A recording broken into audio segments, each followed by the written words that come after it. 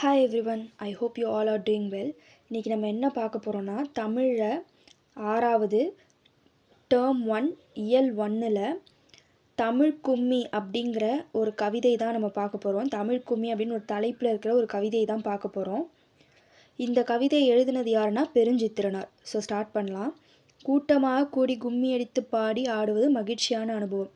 கும்மியில் தமிழை போற்றி பாடி ஆடுவது பெரும் மகிழ்ச்சி தருவதாகும். வாருங்கள், தமிழின் பெருமையை வாயார பேசலாம், காதார கேட்கலாம், இசையோடு பாடலாம், கும்மி கொட்டி ஆடலாம். இப்போ கும்மி அடிக்கிறதுனா நம்ம இந்த பேர் கண்டிப்பாக கேள்விப்பட்டிருப்போம். தமிழ்நாட்டில் இருக்கும்போது சுற்றி ரவுண்டாக நின்று கைத்தட்டி பாடி ஆடுவாங்க. அதுதான் வந்து கும்மி அடிக்கிறது. அப்படி இருக்கும்போது அதே மாதிரி தமிழை பாடி ஆடி கும்மி அடித்தா அது இன்னும் வந்து மகிழ்ச்சி தரக்கூடிய ஒரு விஷயம் அப்படின்னு சொல்லி இந்த பாக்ஸில் வந்து கொடுத்துருக்காங்க. ஃபஸ்ட்டு இந்த பாடலை நம்ம ஒரு டைம் படிச்சிடலாம். கொட்டுங்கடி கும்மி கொட்டுங்கடி, இளம் கோதையரே கும்மி கொட்டுங்கடி, நிலம் 8 திசையிலும் செந்தமிழின் புகழ் எட்டிடவே கும்மி கொட்டுங்கடி, ஊழி பலநூறு கண்டதுவாம், அறிவு ஊற்றெனும் நூல் பல கொண்டதுவாம், பெரும் ஆழிப்பெருக்கிற்கும் காலத்திற்கும் முற்றும் அழியாமலே நிலை நின்றதுவாம், பொய் அகற்றும் உள்ள பூட்டருக்கும் அன்பு பூண்டவரின் இன்பப் பாட்டிருக்கும், உயிர் மெய் புகட்டும் அறமேன்மை கிட்டும் இந்த மேதினி வாழ்வழி காட்டிருக்கும். இந்த பாடலை வந்து யார் எழுதியிருக்காருன்னா பெருஞ்சித்திரனார். இப்போ இந்த பாடலில் இருக்கிற சில வார்த்தைகளுடைய பொருள், சொல்லும் பொருளும் வந்து இங்கே கொடுத்துருக்காங்க. வார்த்தைகளுக்கான பொருளை வந்து இங்கே கொடுத்துருக்காங்க. ஆழிப்பெருக்கு அப்படின்னா கடல்கோள். கடலுக்கு வந்து தமிழில் ஆழிப்பெருக்கு அப்படின்னு சொல்கிறாங்க. மேதினினா உலகம். ஊழி அப்படின்னா நீண்டதொரு காலப்பகுதி, ரொம்ப நீண்ட நீண்ட பல்லாயிரம் வருஷம் இல்லை பல லட்சம் வருஷம் அப்படி வச்சுக்கலாம். அந்த முன்காலத்தை வந்து சொல்கிறாங்க. உள்ள பூட்டுனா உள்ளத்தின் அறியாமை அப்படிங்கிறது பொருள். இப்போ இந்த பாடலுக்கான பொருளை வந்து பேஜ் நம்பர் 6ல் வந்து கொடுத்துருக்காங்க. இந்த பாடலில் என்ன சொல்ல வராங்கன்னா, இளம் பெண்களே, தமிழின் புகழ் 8 திசைகளிலும் பரவிடும் வகையில் கைகளை கொட்டி கும்மி அடிப்போம். நீங்கள் பாடுறதுல நீங்கள் கொட்டி பாடி கைகளை தட்டி பாடி தமிழை பாடி கும்மி அடிக்கிறதுல இந்த தமிழுடைய புகழ் வந்து எல்லா சைடும் பரவணும், உலகம் ஃபுல்லாக பரவணும் அப்படின்றது தான் இங்கே சொல்கிறாங்க. பல 100 ஆண்டுகளை கண்டது தமிழ்மொழி. பல்லாயிரம் வருஷமாக தமிழ்மொழி வந்து பேசப்பட்டு வருது. இன்னும் பல 100 வருஷமாக பல்லாயிரம் வருஷமாக அழியாமல் தமிழ் இன்னும் பேசப்பட்டு எழுதப்பட்டு வருது. அதை தான் சொல்கிறாங்க. அறிவு ஊற்றாகிய நூல்கள் பலவற்றை கொண்ட மொழி. இப்போ ஊற்றுனா என்னன்னா எடுக்க எடுக்க வந்துக்கிட்டே இருக்கும்.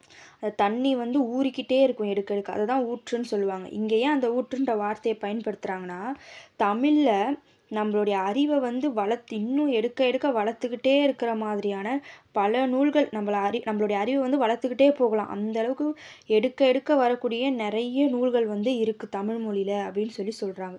பெரும் கடல் சீற்றங்கள், கால மாற்றங்கள் ஆகிய எவற்றாலும் அழியாமல் நிலைத்திருக்கும் மொழி.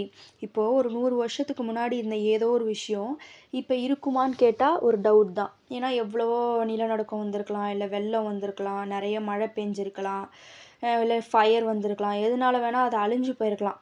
ஆனால் தமிழ்மொழி எவ்வளோ கடல் சீற்றங்களாலும், ஒரு சுனாமி வந்திருக்கலாம், ஆனால் தமிழ்மொழி எவ்வளோ பெரும் கடல் சீற்றங்களாலும் நிறைய கால மாற்றங்களாலும் கூட அழியாமல் வந்திருக்கு, அழியாமல் இன்னும் நிலைத்து நிற்கிது, பல்லாயிரம் வருஷங்கள் ஆயும் அழியாமல் இன்னும் நிலைச்சு நிற்கிது அப்படின்னு சொல்கிறாங்க.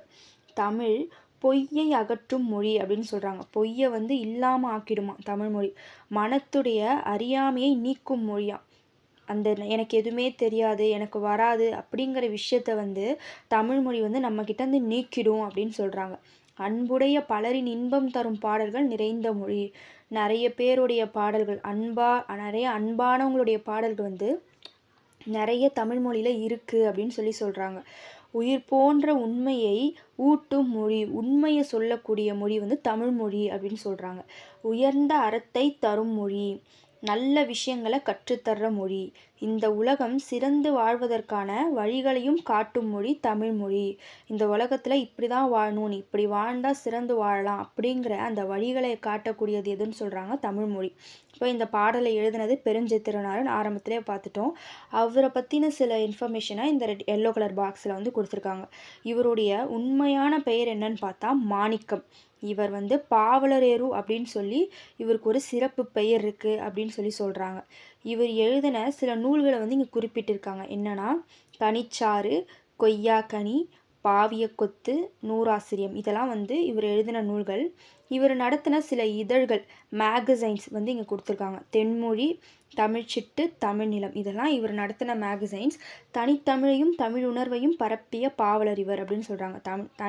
தமிழை வந்து பரப்புனார், இந்த தமிழ் உணர்வை பரப்புனார் அப்படின்னு சொல்கிறாங்க. இப்பாடல் இங்கே கொடுத்துருக்கிற இந்த பாடல் வந்து இப்போ நம்ம படித்தோம்ல, அந்த பாடல் வந்து கனிச்சாறு அப்படின்ற நூலில் தான் இருக்கான். இந்த கனிச்சாறுன்ற நூலை வந்து 8 தொகுதிகளாக வந்து வெளிவந்திருக்கான்.